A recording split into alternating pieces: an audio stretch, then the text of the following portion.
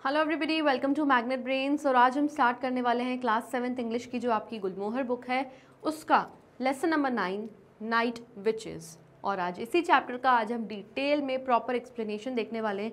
Proper line by line, word by word हम पूरा chapter detail में समझेंगे। चैप्टर स्टार्ट करने से पहले आप लोगों को एक इंट्रो दे देती हूँ मैं टाइटल के बारे में। नाइट विचेस, नाइट का मतलब क्या होता है? रात, और विचेस यानी चुड़ैल।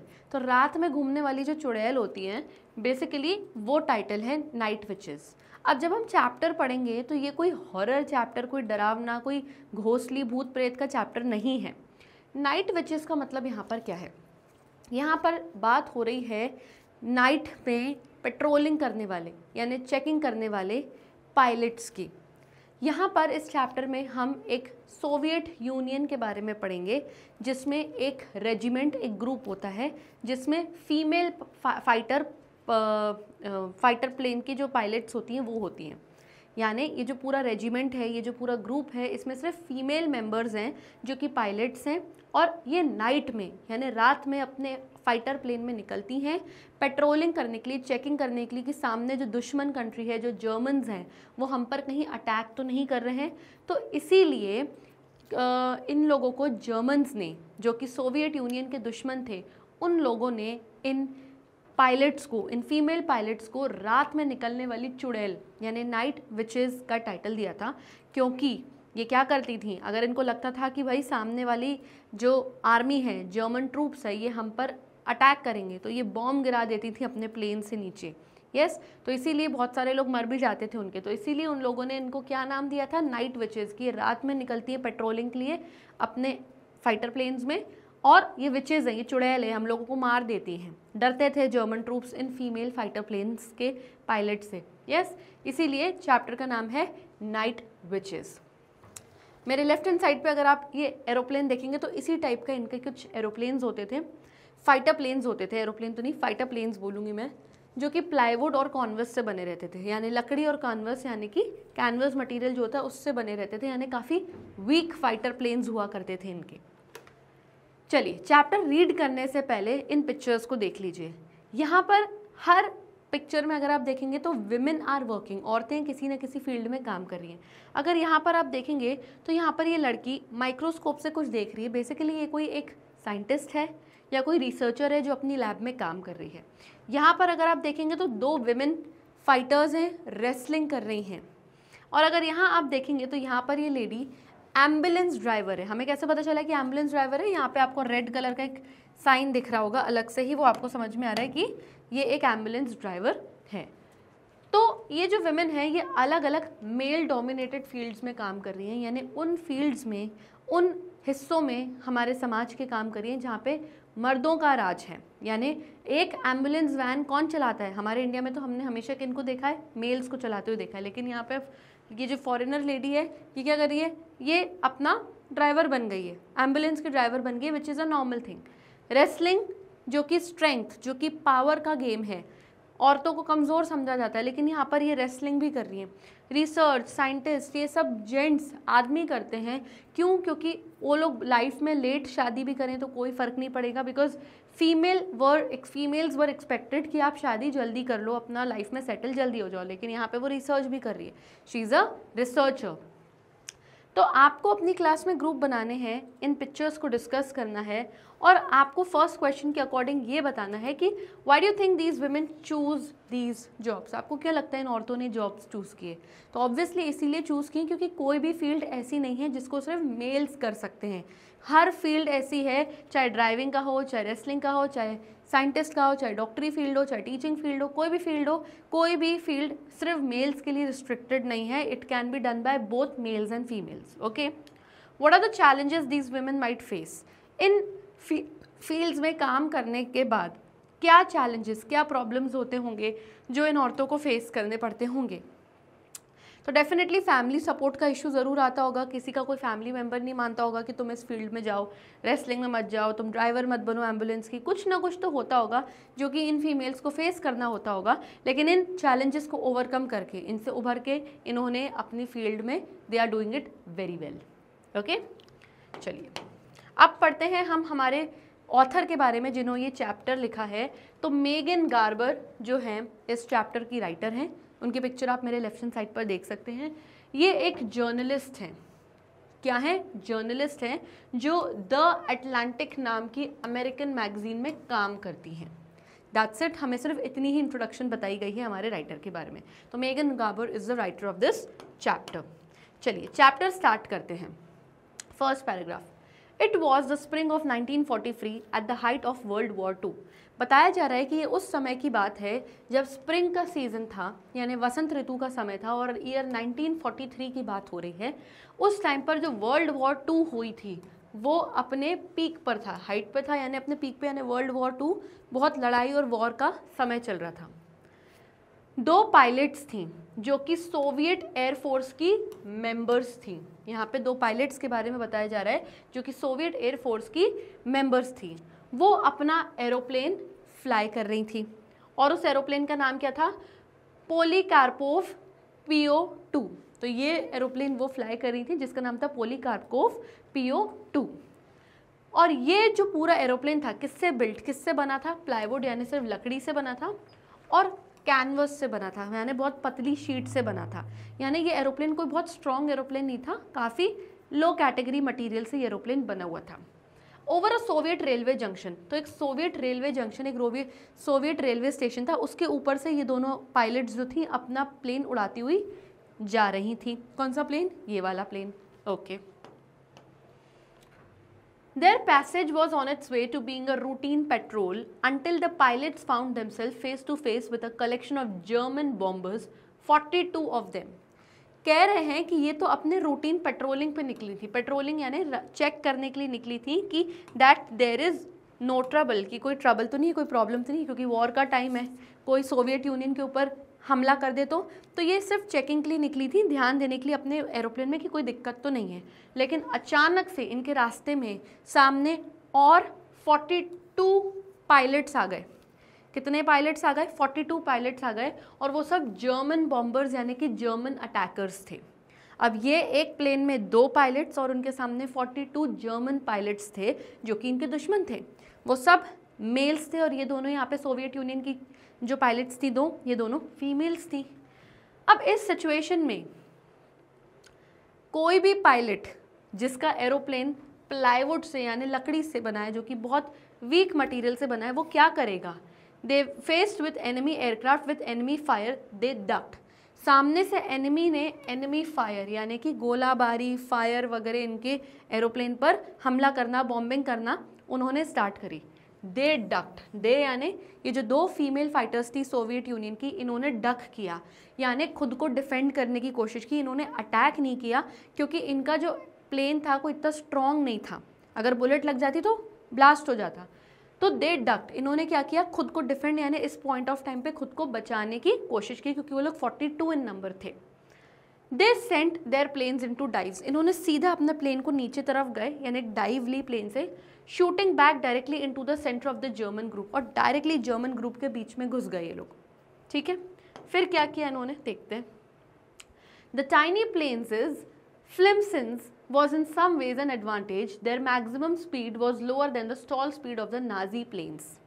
अब बताया जा रहा है कि ये जो 2 फीमेल फाइटर्स थी, इनका जो ये प्लेन था काफ़ी फ्लिमसिंस था, यानी काफ़ी वीक था, कमज़ोर प्लेन था, कोई बहुत स्ट्रॉन्ग प्लेन नहीं था और काफ़ी थिन मटेरियल से बना था। अब ये जो थिन मटेरियल से इनका प्लेन बना था, इसकी वजह से इनके प्लेन का जो वेट है बहुत लाइट हो गया, लाइट वेटेड प्लेन था, और यही चीज़ इनके लिए एक एडवांटेज यानी एक फ़ायदे की चीज़ बन गई। इनकी जो मैक्सिमम स्पीड थी, इनके प्लेन की जो मैक्सिमम स्पीड थी was lower than the stall speed of the Nazi planes. Nazi का मतलब क्या है यहाँ पे? नाजी पार्टी हुआ करती थी जर्मनी में, तो ये जर्मन पार्टी थी। जैसे यहाँ पे इंडिया में कांग्रेस है, बीजेपी है, वैसे वहाँ पे नाजी पार्टी चलती थी, हिटलर की पार्टी थी। तो यही वो नाजी पार्टी है, एडोल्फ हिटलर की राज की पार्टी है। तो वो यही चीज़ बोला जा रहा है कि क्योंकि इनका प्लेन वेट में बहुत लाइट था, ये चीज़ इनके लिए एडवांटेज यानी फ़ायदे की बात हो गई। क्यों फ़ायदे की बात हो गई? क्योंकि इनका जो मैक्सिमम स्पीड था प्लेन का, वो दुश्मन के एरोप्लेन की जो सबसे कम स्पीड वाला प्लेन था ना, उससे भी कम था। यानी दुश्मन के प्लेन का जो सबसे कम स्पीड था उससे भी कम इन दो फाइटर प्लेन्स के का मैक्सिमम स्पीड था, यानी इनका मैक्सिमम स्पीड भी उनके स्लो वाले प्लेन से सबसे कम था। तो अब क्योंकि इनका प्लेन स्लो चल रहा था, यानी इनका प्लेन इनके कंट्रोल में था, और सेकेंडली लाइट वेटेड था, तो pilots could manoeuvre their aircraft. इस वजह से ये जो पायलट्स अपने एयरक्राफ्ट को, अपने एरोप्लेन को मैनूवर कर सकते हैं, यानी मूव और turn in a skilful control manner. यानी इनका प्लेन इनके कंट्रोल में था, ये टर्न ले रहे थे, मूव ले रहे थे, ट्विस्ट ले रहे थे, ऊपर नीचे जहाँ जाना चाहे जा सक रहे थे, क्योंकि सामने वाले के प्लेन थोड़े हैवी थे, तो इतना ईजिली मैनूवर यानी ट्विस्ट एंड टर्न नहीं कर पा रहा था उनका प्लेन, लेकिन इनका प्लेन कर पा रहा था much more quickly and easily than the attackers. तो सामने अटैकर से कंपेयर करें तो इनका प्लेन क्योंकि लाइट वेटेड था और स्लो स्पीड में था, ये इनके लिए बेनिफिट बन गया। Okay, the outnumbered Soviets downed 2 Nazi planes before one of their one lost its wing to enemy fire. The pilot escaped, landing finally in a field. अब ये जो सोवियत यूनियन के 2 एरोप्लेन के जो पायलट्स थे, ये आउटनंबर्ड थे। आउटनंबर का मतलब जब आप दुश्मन से नंबर में कम होते हो। इनके दुश्मन कितने थे? 42 थे, और ये कितने थे? सिर्फ 2। तो ये जो आउटनंबर्ड सोवियत थे, इन्होंने क्या किया? सिर्फ 42 42 जर्मन अटैकर्स के सामने सिर्फ 2 थे ये, लेकिन फिर भी इन्होंने क्या किया? 2 नाजी प्लेन को गिरा दिया। यानी इन्होंने फाइट करा, बॉम्ब वगैरह फेंका और 2 नाजी प्लेन को मार गिराया उन्होंने। और उसके बाद एक पॉइंट ऐसा भी आया कि प्लेन के जैसे 2 विंग्स होते हैं, तो एक विंग पे इनके प्लेन के फायर लग गई। इन्होंने फाइनली क्या किया? एस्केप किया, यानी उस सिचुएशन से बाहर निकली। एक फील्ड, फाइनली एक ग्राउंड पे इन्होंने अपने प्लेन को लैंड किया। The people on the ground who had witnessed the short fight rushed over to help the pilot. अब ग्राउंड पे, ज़मीन पे जो लोग नीचे खड़े होकर ऊपर आसमान में और ये फाइट को देख रहे थे, उन्होंने देखा कि एरोप्लेन एक लैंड किया है, तो ये नीचे जो लोग खड़े थे दौड़ते हुए भागते हुए गए उस पायलट की मदद करने के लिए कि कहीं जिंदा है कि नहीं।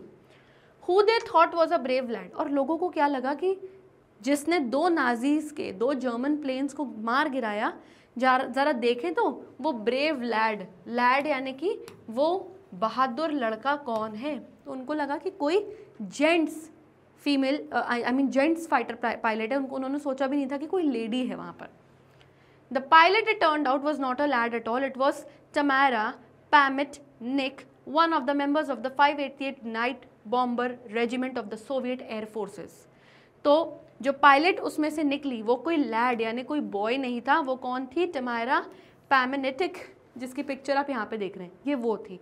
यही थी वो जिसने 2 नाजी प्लेन्स को मार गिराया था। और ये कौन थी? जो 588 नाइट बॉम्बर रेजिमेंट था सोवियत यूनियन के एयर फोर्सेस का, उसकी एक मेंबर थी ये। तो ये वो एयर फोर्सेस के यूनिट रेजिमेंट थी जो सिर्फ जिसमें फीमेल फाइटर्स थी, तो उसी की ही एक मेंबर ये भी थी। Okay, तमायरा। The 588 was the most highly decorated female unit in that force, flying 30,000 missions over the course of 4 years and dropping in total 23,000 tons of bombs on the invading German armies. अब ये जो 588 जो पूरा Soviet union air force था, ये बहुत ही decorated यानी काफ़ी ऑनर्ड, इसमें काफ़ी रिस्पेक्टेबल सम्माननीय फीमेल यूनिट था ये, यानी इसमें कोई भी जेंट्स नहीं थे, no male members were there, इसमें सिर्फ फीमेल मेंबर्स थे।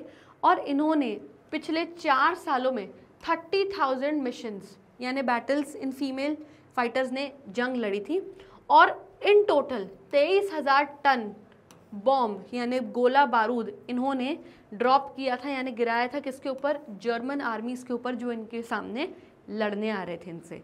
तो इतना टन ऑफ बॉम्ब इन्होंने गिरा चुका है, यानी कि ये फाइटर एरोप्लेन की पायलट्स थी, ठीक है, फाइटर प्लेन की पायलट्स थी। अब इस पूरी रेजिमेंट के जो मेंबर्स हैं, इनमें किस एज से किस एज तक की महिलाएं थीं? 17 to 26, 17 से 26 साल की इसमें फीमेल्स थी। फ्लू मेनली एट नाइट, और ये सिर्फ मेनली रात के समय में ही एरोप्लेन अपना फाइटर प्लेन फ्लाई करती थी। Making do with planes that were पर plywood and canvas construction generally reserve for training and crop dusting. तो यूजुअली इनका काम क्या होता था? इनका प्लेन जो था वो प्लाईवुड और कॉन्वास से बना रहता था, यानी लकड़ी और बहुत ही पतली शीट से बना रहता था, काफ़ी वीक था। कंस्ट्रक्शन जो था इनके एरोप्लेन्स का वो काफ़ी वीक था, इतना कोई स्ट्रॉन्ग प्लेन नहीं था। जनरली इनका काम ट्रेनिंग का काम होता था, ट्रेनिंग पर्पसेस के लिए ये यूज़ होते थे एरोप्लेन, एंड क्रॉप डस्टिंग के लिए यूज़ होते थे। अब क्रॉप डस्टिंग क्या है? Spraying powdered chemicals on the crops from the air to kill insects to help crops grow better. जब आप एरोप्लेन में उड़ रहे हो और आपके पास केमिकल्स हैं, तो आप नीचे जो फील्ड्स हैं, जो नीचे खेत हैं, उनमें क्रॉप्स ग्रो हो रहे हैं, आप उनमें ऊपर से क्या कर रहे हो? केमिकल्स डालते हुए जा रहे हो एयर, यानी कि एरोप्लेन के थ्रू। तो इससे क्या हो रहा है? इंसेक्ट्स, कीड़े मकोड़े क्रॉप्स में नहीं ग्रो करेंगे, जो क्रॉप्स होंगे वो बहुत हेल्दी ग्रो होंगे। तो इन एरोप्लेन्स का क्या काम था? ट्रेनिंग एंड क्रॉप डस्टिंग का काम था। ठीक। They often operated in quite secrecy. अब ये जो रेजिमेंट थी, फीमेल यूनिट थी, ये काफ़ी सीक्रेसी यानी काफ़ी गुप्त रूप में रात में काम करते थे। रनिंग देयर इंजन स्लोली, और अपने इंजन को काफ़ी स्पीड उसकी कम कर देते थे, नहीं तो रात में बहुत तेज़ आवाज़ आती है इंजन की, तो अगर दुश्मन सुन लेगा तो इनके ऊपर अटैक कर लेगा।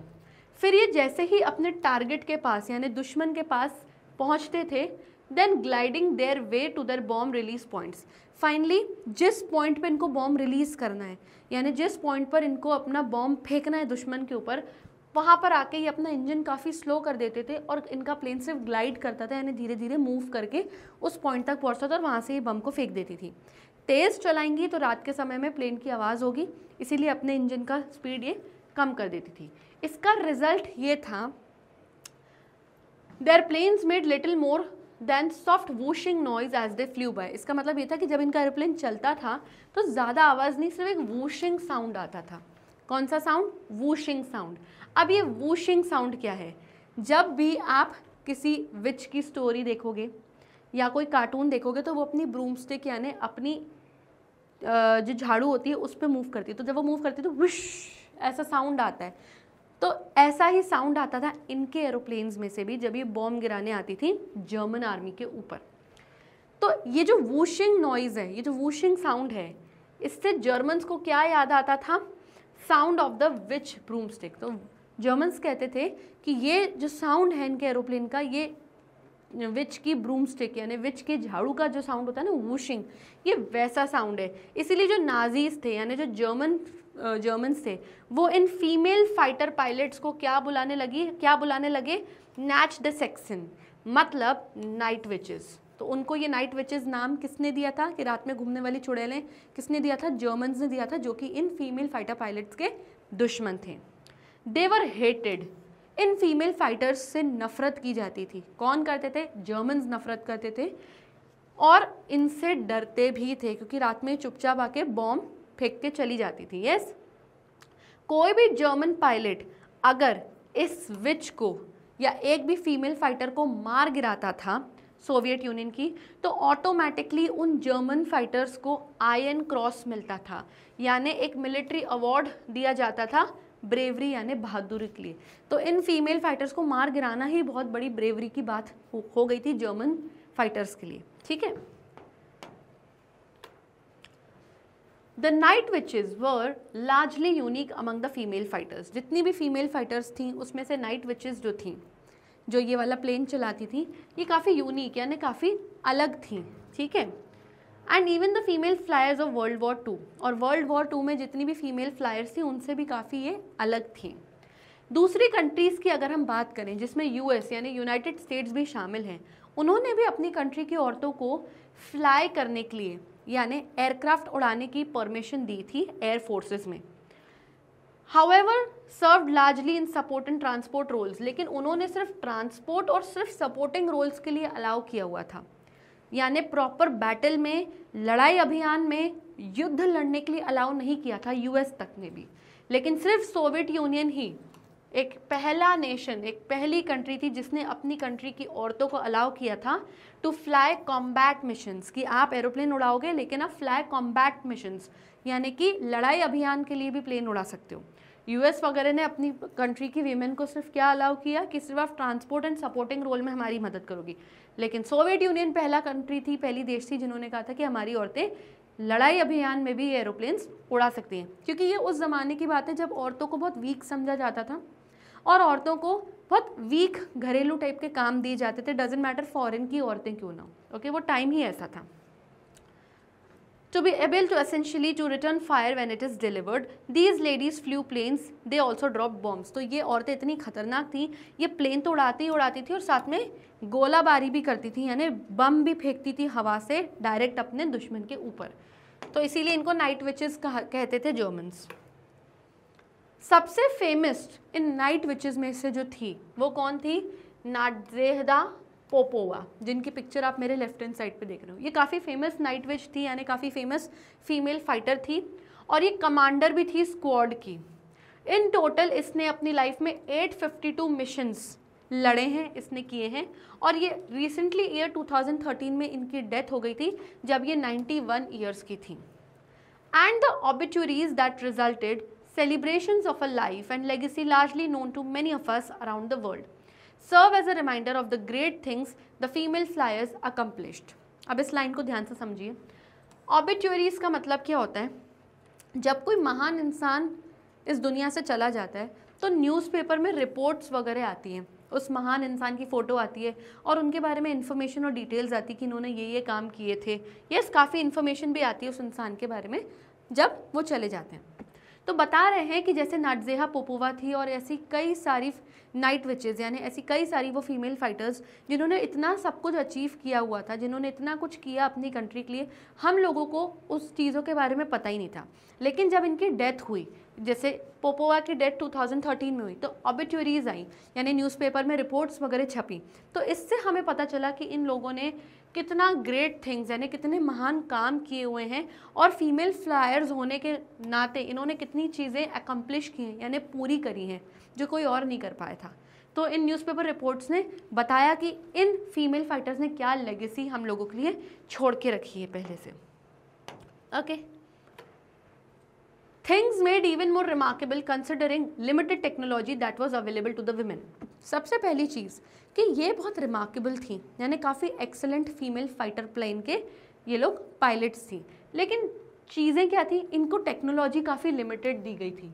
इनको जो अवेलेबल टेक्नोलॉजी थी वो काफ़ी कम थी, यानी जो एरोप्लेन थे इनके काफ़ी स्ट्रॉन्ग नहीं थे, काफ़ी वीक एरोप्लेन्स थे। इनको जो विचेस का नाम था, चुड़ैलों का जो ये नाम इनको दिया गया था, इनको जर्मन्स ने ये नाम दिया था, which they took as a badge of honour. तो ये इन्होंने रिस्पेक्ट के बैज के तौर पे इन्होंने ये नाम ले लिया कि ठीक है, तुम हमें चुड़ैल बुला रहे हो तो हम तुम्हारे लिए चुड़ैल ही सही हैं, हमसे तुम डरो। इस तरीके की खतरनाक फीमेल फाइटर्स थी ये, तो इन्होंने ये रिस्पेक्ट के तौर पे इस नाम को अपने लिए ले लिया। And they flew only in the dark, ये सिर्फ रात के समय में ही अपने एरोप्लेन उड़ाती थी, पेट्रोलिंग और चेकिंग के लिए अपने प्लेन्स को यूज़ करती थी। अब फर्स्ट थिंग, इनके प्लेन्स काफ़ी वीक थे। दूसरी चीज़, ये सिर्फ एक टाइम पर 2 ही बॉम्ब्स अपने एरोप्लेन में कैरी कर सकती थी, ठीक है, क्योंकि बॉम्ब्स का जो वेट था वो बहुत ज़्यादा था, इसलिए एक बार में सिर्फ 2 ही बॉम्ब्स ये कैरी कर सकती थी। अब जब ये 2 बॉम्ब अपने एरोप्लेन में रखती थी तो वेट बढ़ जाता था, तो इस वजह से इनको लो ऑल्टीट्यूड यानी लो स्पीड, कम हाइट पे, सॉरी स्पीड नहीं हाइट, कम हाइट पे इनको अपना एरोप्लेन उड़ाता पड़ता था, बहुत हाइट पे नहीं ये फ्लाई कर पाती थी because of the weight of the bombs. और क्योंकि ऑलरेडी 2 बॉम्ब्स रखे हुए हैं तो दूसरी कोई एक्स्ट्रा चीज़ें ये नहीं रख सकती थी, इस वजह से ये कोई पैराशूट्स भी अपने साथ कैरी नहीं करती थी। यानी मान लीजिए अगर कोई सिचुएशन आती है जिसमें इनको कूदना पड़े अपने फाइटर प्लेन से, तो ये मरेंगी ही, यानी ये अपने आप को बचा नहीं सकती क्योंकि साथ में कोई पैराशूट कैरी नहीं कर पा रही थी, ठीक है। They had no radar to navigate their path through the night skies, only maps and compasses। दूसरी प्रॉब्लम इनके साथ ये थी कि क्योंकि ये लोग रात में फ्लाई करती थी, तो नाइट स्काई, आसमान जब रात में काला होता है, अंधेरा होता है, तो उस टाइम पर इनको रास्ता दिखाने के लिए कोई रडार नहीं था, यानी कोई ऐसा इंस्ट्रूमेंट नहीं था जो इनको बता सके कि आप इस वक्त आसमान में किस डायरेक्शन या किस पोजीशन में हो। सिर्फ इनके पास क्या होता था, एक अपना मैप होता था और एक कंपास होता था जो डायरेक्शन बताता था कि नॉर्थ साउथ ईस्ट वेस्ट आप किस डायरेक्शन में हो। लेकिन रास्ता दिखाने के लिए या कोई रास्ता या एरिया ढूंढने के लिए कोई रडार यानी जो इंस्ट्रूमेंट्स यूज़ होते थे वो भी इनके पास टेक्नोलॉजी नहीं थी। तो आप देखिए कितनी मुश्किलों में ये काम करती थी।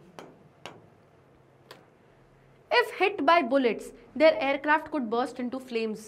अगर इनको दुश्मन की कोई बुलेट, कोई गोली लग जाए इनके एयरक्राफ्ट के ऊपर, तो क्योंकि इनका एयरक्राफ्ट सिर्फ प्लाईवुड, लकड़ी और कैनवस का बना हुआ था, इनका प्लेन फ्लेम्स यानी जल के राख हो जाए अगर एक बुलेट भी लग जाए। The paper planes they resembled, तो ये पेपर प्लेन की तरह दिखते थे। तो जैसे पेपर प्लेन जल के 1 मिनट में ख़त्म हो जाता है, इनका प्लेन भी एक बुलेट के हिट करने से जल के 1 मिनट में ख़त्म हो जाएगा। Which was not a small concern, और ये कोई छोटे कंसर्न की बात नहीं थी, ये इन लोगों के लिए बहुत टेंशन की बात थी कि जो फाइटर प्लेन ये यूज़ कर रही हैं वो बिल्कुल भी स्ट्रॉन्ग नहीं था। Okay, almost every time Popova once recalled we had to sail through a wall of enemy fire. तो पोपोवा जो है, नाज़दिया पोपोवा, वो रिकॉल करती हैं, वो याद करती हुई बताती हैं कि ऑलमोस्ट हर बार ही ऐसा होता था कि हम लोगों को एनिमी फायर की वॉल में से गुजरना पड़ता था, यानी कि एनिमीज़ हम पे फायर करते जाते थे और मानो हमको एक आग की दीवार क्रॉस करनी पड़ती थी। लिटरली इतनी बुरी कंडीशन में हम लोगों के एरोप्लेन्स हो जाते थे। इनके मिशंस जो भी ये लड़ती थी वो काफ़ी डेंजरस होते थे। दे वर ऑल्सो सेकेंडरी चैनल, लेकिन ये जो चीज़ थी ना, इनका ये सेकेंडरी चैलेंज था। मिशंस खतरनाक होते थे, ये सेकेंडरी मुश्किल थी, यानी दूसरी प्रॉब्लम थी। यानी पहली प्रॉब्लम इनको क्या फेस करनी पड़ती थी? Each night in general 40 planes each crewed by 2 women, a pilot and a navigator would fly 8 or more missions. यानी इनकी जो मेन प्रॉब्लम, जो इनकी प्राइमरी प्रॉब्लम थी, प्राइमरी चैलेंज था, वो ये था यहाँ से लेके यहाँ तक। यानी हर रात 40 प्लेन्स उड़ते थे। कितने प्लेन्स? 40 प्लेन्स उड़ते थे, और हर प्लेन में 2 औरतें होती थी, जिनमें से एक पायलट होती थी जो एरोप्लेन चलाती थी, और दूसरी नेविगेटर होती थी जो रास्ता दिखाने में पायलट की हेल्प करती थी। Would fly 8 or more missions, और ये एक रात में एक एरोप्लेन 8 या 8 से ज़्यादा मिशंस कंप्लीट करता था। यानी 8 बार आना जाना 2-2 बॉम्ब लेकर जाते थे, दुश्मन पे गिराते थे, फिर वापस आते थे, फिर 2 बॉम्ब्स कैरी करते थे, फिर टेक ऑफ करते थे, उड़ते थे, फिर जाके बॉम्ब फेंक के फिर वापस आते थे। तो एक रात में इनको 8 या 8 से ज़्यादा मिशंस पूरे कंप्लीट करने रहते थे। ये इनकी मेन प्रॉब्लम होती थी, क्योंकि एरोप्लेन सिर्फ 2 ही बॉम्ब्स रखने की कैपेसिटी रखता था। ओके, तो ये इनकी मेजर प्रॉब्लम थी। और सेकेंड प्रॉब्लम ये थी कि भाई बहुत डेंजरस हो जाता था इन लोगों के लिए। Popova herself once flew 18 in a single night. अगर हम खुद नाज़दिया पोपोवा की बात करें तो एक रात में तो एक बार उन्होंने 18 मिशंस एक सिंगल नाइट में उन्होंने कंप्लीट किए थे, 18 missions, which is not a small thing. The multiple Knightley sorties were necessary because of the modified crop dusters were capable of carrying only 2 bombs at a time. अब sorties का मतलब क्या होता है? Quick attacks made by an aircraft और a group of aircraft. जब आपको quick फटाफट अटैक करना है सामने वाले पे, बार बार जा के अटैक करना है, उन्हें हम सॉर्टीज़ कहते हैं। तो वो कह रहे हैं कि एक रात में मल्टीपल सॉर्टीज़ यानी मल्टीपल अटैक्स करने पड़ते हैं, क्योंकि इन एयरक्राफ्ट में एक बार में सिर्फ 2 ही बॉम्ब्स आ पाते हैं, इसलिए इनको बार बार दुश्मन के इलाके में आना जाना करना पड़ता था, जो कि बहुत ख़तरनाक थे। दूसरी चीज़ जो इनके साथ थी, जो इन फीमेल फाइटर्स की जो यूनिफॉर्म्स थी वो हैंड मी डाउन्स होती थी, यानी सेकेंड हैंड यूनिफॉर्म इनको मिलती थी। किन से? मेल पायलट से। जैसे कि हमने बताया वो ज़माना मेल डोमिनेटेड ज़माना था, यानी जेंट्स को, मेल्स को ज़्यादा इम्पॉर्टेंस दी जाती थी। तो जो औरतें थी उनको फ्रेश यूनिफॉर्म्स नहीं मिलती थी, जो ख़राब पुरानी और बेकार हो जाती थी मेल पायलट्स की जो यूनिफॉर्म्स होती थी वो इनको सेकेंड हैंड मिलती थी, जो उनकी प्रॉपर फिटिंग से इनको फिटिंग भी नहीं होती थी उसकी, ठीक है। And their planes had open cockpits. अभी कॉकपिट क्या होता है? कॉकपिट वो जगह होती है जहाँ पर पायलट और साथ में उसका को पायलट या नेविगेटर बैठता है और वहाँ पे एरोप्लेन वो चलाते हैं। फिर गेट बंद होता है, खिड़कियाँ बंद होती हैं, वो अंदर होते हैं। तो प्रॉब्लम ये थी कि इनके जो प्लेन्स थे, इनके कॉकपिट्स ओपन थे, यानी खिड़कियाँ क्या थी? खुली हुई थी, जिससे क्या होता था, अभी एरोप्लेन जब रात में उड़ाती थी तो ठंडी चिली बर्फीली हवाएं बिल्कुल इनके चेहरे पर आती थी, इनके फेस पर आती थी, और मानो ये बेचारी बिल्कुल फ्रीज हो जाती थी, बर्फ़ में मानो जम जाती थी। तो इनके कॉकपिट्स भी खुले हुए थे, ये भी इन बेचारों के लिए एक बहुत बड़ी प्रॉब्लम थी। When the wind was strong, it would toss the plane। कभी अगर रात में ऐसा होता था कि हवा बहुत स्ट्रॉन्ग है, बहुत तेज़ हवा चल रही है, तो प्लेन इतना हल्का फुल्का होता था कि प्लेन मानो हवा में टॉस हो जाता था, उछल जाता था। कई बार ऐसा भी होता था, ये पोपोवा ने नोट किया, यानी पोपोवा ने सबको बताया था। और विंटर सीजन में, ठंड के समय में जब आप बाहर देखते हो, एरोप्लेन के बाहर देखते हो, अपने टारगेट को ध्यान से देखने के लिए कि खिड़की से बाहर देखे कि टारगेट किस तरफ है, तो जब भी ये बाहर देखती थी तो इनको फ्रॉस्ट बाइट मिल जाती थी। फ्रॉस्ट बाइट मानो ये इनकी ऐसी कंडीशन हो जाती थी कि इनकी उंगलियां, आँख, नाक, कान जम जाते थे। इन्होंने भले बूट्स भी पहने होते थे लेकिन फिर भी उसमें इनके पैर फ्रोज यानी कि जम जाते थे, इतनी बर्फीली ठंडी हवाएं होती थी। But we carried on flying, लेकिन फिर भी इस ठंडे वेदर ने, इस खतरनाक वेदर ने उनको रोका नहीं। दे कैरिड ऑन फ्लाइंग, वो फिर भी फ्लाई करते थे और आगे बढ़ते थे दुश्मन पर अटैक करने के लिए। Once after a successful flight, which is to say a flight she survived, Popova counted 42 bullet holes studded her little plane. तो बताती हैं कि एक बार पोपोवा ने ये बताया कि एक बार तो भाई मैंने जो फ्लाइट उड़ाई थी वो बहुत सक्सेसफुल रही। विच इज़ टू से, ये कहने की बात थी, क्योंकि जब पोपोवा ने लैंड किया तो उन्होंने अपने एरोप्लेन में देखा कि 42 बुलेट होल्स थे, यानी वो दुश्मन से मिशन लड़के आई और समहाउ उन्होंने अपने प्लेन को लैंड किया। तो दुश्मन के 42 बुलेट के जो निशान थे वो उनके एरोप्लेन पर हिट किए हुए थे, यानी स्टडेड थे, यानी उसमें गोलियां अंदर फंसी हुई थी 42। तो आप सोचिए कि क्या हालत हुई होगी उस टाइम पर उसके प्लेन की, क्योंकि ऑलरेडी उनके प्लेन्स बहुत वीक थे। किस्मत की, मिरेकल की बात थी कि वो बच गई। There were also holes in our map, यानी ये सिचुएशन आ गई थी उस मिशन के बाद कि जो उसका मैप था उसमें भी बुलेट के होल्स हो गए थे, यहाँ तक कि उसके हेलमेट में, जो उसने हेलमेट पहना था उसमें भी बुलेट के होल्स थे। तो मानो वो बाल बची थी इस मिशन के बाद। Katya my dear, the pilot told her navigator, we will live long. जब लैंड किया पोपोवा ने तो उसने अपने नेविगेटर वाली, जो उसकी दूसरी फीमेल फाइटर पायलट थी जिसका नाम काट्या था, उसको बोला, काट्या मेरी दोस्त, वी विल लिव लॉन्ग, हम लोग लंबा जिएंगे, क्योंकि आज की फ़्लाइट अगर हम सर्वाइव कर गए हैं, आज हम जिंदा बच गए हैं ये 42 बुलेट खाने के बाद भी, तो समझो हमारी किस्मत बहुत अच्छी है, हम बहुत लंबा जिएंगे। आज बच गए मतलब हमेशा कभी नहीं मरेंगे, यानी हम बढ़िया, वी विल लिव लॉन्ग, हमारी उम्र बहुत लंबी है, ऐसा। तो ऐसे भी इनको दिन देखने पड़े। Despite all this bravery, night witches ने इतनी ब्रेवरी, इतनी बहादुरी दिखाई, फिर भी ये जो फीमेल फाइटर्स थी initially struggle to earn respect of their brothers in arms. इन्होंने इतनी ज़्यादा बहादुरी का काम किया, इतने मिशंस लड़े, लेकिन फिर भी नाइट विचेस को रिस्पेक्ट नहीं मिली अपने ब्रदर्स इन आर्म्स से। यानी सोवियत यूनियन में ही इनकी ही कंट्री के जो मेल्स थे, जो male soldiers, male fighter pilots थे, वो इनको रिस्पेक्ट नहीं देते थे। क्यों? क्योंकि उनको लगता था हम तो आदमी हैं, तुम फाइटर पायलट हो तो क्या हो, हम मेल्स हैं। तो इनको शुरुआत में वो रिस्पेक्ट, वो सम्मान नहीं मिला, just because they are women, क्योंकि ये औरतें हैं। The night bomber regiment was one of the 3 female fighter pilot units created by Stalin at the insistence of Marina Raskova. अब बताया जा रहा है कि जो ये नाइट बॉम्बर रेजिमेंट था, इसमें मेन 3 फाइटर पायलट्स थी, अलग अलग 3 फाइटर पायलट के यूनिट्स क्रिएट किए गए थे, यानी ग्रुप्स क्रिएट करे गए थे। किसके द्वारा? स्टालिन के द्वारा। अब स्टालिन कौन है? स्टालिन का पूरा नाम था जोसेफ स्टालिन। ये एक बहुत पावरफुल लीडर था सोवियत यूनियन का। तो इन्होंने 3 अलग अलग यूनिट्स क्रिएट किए थे फीमेल फाइटर पायलट्स के। किसके इंसिस्टेंस पर, किसके कहने पर? मरीना रस्कोवा के कहने पर। She is Marina Raskova. अब मरीना रस्कोवा एक एविएशन सेलिब्रिटी थी, यानी काफ़ी जाना पहचाना नाम थी एविएशन यानी एरोप्लेन्स और फ्लाइंग की इंडस्ट्री में। Who was essentially the Soviet Amelia Earhart. और मरीना रस्कोवा को सोवियत यूनियन का अमेलिया ईयरहार्ट कहा जाता था।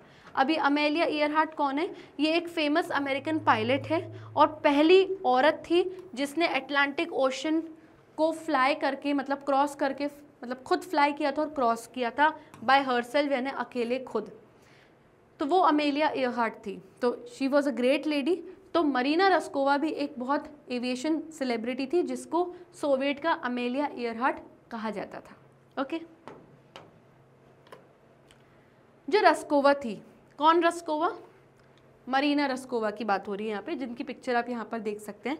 तो जो मरीना रस्कोवा थी वो क्या करती थी? अपने रिक्रूट्स को as a pilots and navigators train करती थी। रिक्रूट्स कौन होते हैं? वो नए लोग जो नए भर्ती होते हैं, नए शामिल होते हैं सोवियत यूनियन में। तो रिक्रूट्स कौन होते हैं? जो नए ज्वाइन करते हैं अभी एज अ फाइटर पायलट, ठीक है। तो रस्कोवा इन नए लोगों को पायलट के तौर पर, नेविगेटर के तौर पर इनको ट्रेन करती थी, और जो मेंबर्स होते थे जो मेंटेनेंस करते थे, जो ग्राउंड क्रूज वाले जो क्रू होता था, पूरा ग्राउंड क्रू जो सब कुछ संभालना करना मेंटेनेंस करता था, उनको भी पूरा मरीना रस्कोवा पूरा क्या करती थी, ट्रेन करती थी। ओके, पूरी ट्रेनिंग यही देती थी। She also prepared them for an environment that preferred to treat women as bombshells rather than bombers. अब ये जो women थी, ये औरतें थी, ये बेसिकली बॉम्बर्स थी, यानी बॉम्ब फेंकती थी, ऊपर से फाइटर प्लेन अपना उड़ाती थी और दुश्मनों के ऊपर बॉम्ब फेंकती थी, तो ये बॉम्बर्स थी। लेकिन जो वहाँ के मेल फाइटर पायलट्स थे वो इनको एक डिसरिस्पेक्टफुल वर्ड से बुलाते थे, जो कि होता है बॉम्बशेल्स। बॉम्बशेल्स एक बहुत इनफॉर्मल और डिसरिस्पेक्टफुल वर्ड होता है, जो कि बहुत अट्रैक्टिव और सुंदर औरत के लिए यूज़ किया जाता है। कोई लेडी जो बहुत अच्छी दिख रही है तो उसको वो लोग कह देते हैं यू बॉम्बशेल, इस टाइप से उनको ये एक डिसरिस्पेक्टफुल वर्ड से उनको बुलाया करते थे। तो मरीना रस्कोवा कहीं ना कहीं इतनी स्ट्रॉन्ग थी कि वो जितनी फीमेल फाइटर पायलट्स थी उनको प्रिपेयर करती थी कि तुम यहाँ आई हो फाइटर पायलट बनने के लिए, तो तुम यूज टू हो जाओ कि यहाँ पर मेल फाइटर पायलट्स भी हैं जो कभी कभी आपको डिसरिस्पेक्टफुल टर्म से बुलाएंगे। आपको उनसे लड़ना भिड़ना नहीं है, आपको इस इन्वायरमेंट में खुद ढल जाना है, क्योंकि आप बॉम्बर्स हो, बॉम्बशेल्स नहीं हो। वो बोल रहे हैं, बोलने दो, आप अपना मिशन पे ध्यान दो। ओके, वन जनरल मेल, बताया जा रहा है एक बार एक जनरल थे जो कि मेल थे, आदमी थे। Initially complained about being sent a bunch of girlies instead of soldiers. बताया जा रहा है कि एक बार एक मिशन पर एक मिशन होना था, उस मिशन पे किसको भेज दिया गया था, बंच ऑफ गर्लीज, यानी एक पूरे फीमेल फाइटर पायलट, जो फीमेल फाइटर पायलट का जो ग्रुप था उनको भेज दिया था। तो बाद में वो उन्होंने कंप्लेन करी थी, वो बहुत गुस्सा हुए थे कि जहाँ पर मेल सोल्जर्स को भेजना था वहाँ पे बंच ऑफ गर्लीज को क्यों भेज दिया, यानी ये औरतें तो बहुत कमज़ोर हैं, उस मिशन पे और आदमियों को भेजना था, औरतों को क्यों भेजा। तो ऐसी सिचुएशन, ऐसा इन्वायरमेंट भी इन नाइट विचेज़ यानी फीमेल फाइटर पायलट्स को उस ज़माने में फेस करना पड़ता था। But the women and their flimsy little crop dusters and their ill-fitting uniforms and their 23,000 tons of ammunition soon proved them wrong. लेकिन धीरे धीरे ये जो औरतें थीं जो क्या यूज़ करती थी, फ्लिम्सी लिटिल क्रॉप डस्टर्स, फ्लिम्सी यानी कि बहुत वीक थे इनके एरोप्लेन्स, जो कि क्रॉप डस्टर के तौर पर यूज़ किया करते थे ये लोग। ये औरतें ऐसा ही अपना कम टेक्नोलॉजी वाला एरोप्लेन बेचारी यूज़ करती थी, और जो इनके यूनिफॉर्म्स भी काफ़ी इल फिटिंग वाली थी, क्योंकि इनको मेल सोल्जर्स के सेकेंड हैंड यूनिफॉर्म्स मिलते थे। और फिर भी इन्होंने धीरे धीरे धीरे वक्त बीतते इन्होंने बहुत सारे मिशंस करे, जिसमें 23,000 टन्स ऑफ गोला बारूद इन्होंने फेंका, किसके ऊपर, सामने जर्मन्स के ऊपर जो कि इनके एनिमीज़ थे, और जिससे इन्होंने सबको गलत प्रूफ कर दिया, सबका मुंह बंद करा दिया कि हम औरतें हैं लेकिन हम कमज़ोर नहीं हैं। जितने केपेबल स्किलफुल आप जेंट्स फाइटर पायलट्स हो, उतने ही हम फीमेल फाइटर पायलट्स भी स्किलफुल एंड केपेबल हैं। तो इन्होंने सबका मुंह बंद करा दिया इन फीमेल फाइटर पायलट्स ने। And they did all that while decorating their planes with flowers, यानी इन्होंने क्या किया, ये इन्होंने अपने प्लेन को फ्लावर्स से डेकोरेट करके अपनी बात दर्शाई। इन्होंने कहा कि हम ब्रेव तो हैं ही हैं, लेकिन हमारे अंदर एक ब्यूटी भी है। तो इन्होंने अपने एरोप्लेन को फ्लावर्स से डेकोरेट करा और अपनी बात को दर्शाया मेल फाइटर पायलट्स के सामने। And using their navigation pencils as lip colour, और जो इनकी नेविगेशन पेंसिल्स होती थी जो रास्ता दिखाने में इनको आसमान में मदद करती थी, उनको ये लिप कलर यानी लिपस्टिक की तरह इन्होंने यूज़ किया। तो बेसिकली यहाँ पर जो राइटर हैं उन्होंने एक जोक क्रैक किया है कि ये जो फीमेल फाइटर पायलट्स थी ये बहादुर तो थी लेकिन साथ में बहुत bold and strong and beautiful भी थी। उनका कहने का मतलब ये है कि सिर्फ जो आदमी नहीं है वो ये भी थी, तो they were much more capable than the male fighter pilots. Okay, and with this we come to the end of this session. I hope आपको नाइट विचेस का अब एक्चुअल मीनिंग पता चल गया होगा कि क्यों इनको जर्मन्स जो थे नाइट विचेस बुलाते थे। ओके, आप चाहे तो वीडियो यूट्यूब पर देख सकते हैं, वहाँ ना मिले तो वेबसाइट पर जाइए जहाँ पर आपको हमारे सभी top courses, e notes, e books मिल जाएंगे, एंड इनकी लिंक्स आपको हमारे डिस्क्रिप्शन बॉक्स में मिल जाएगी। तब तक please stay tuned, bye bye and take care.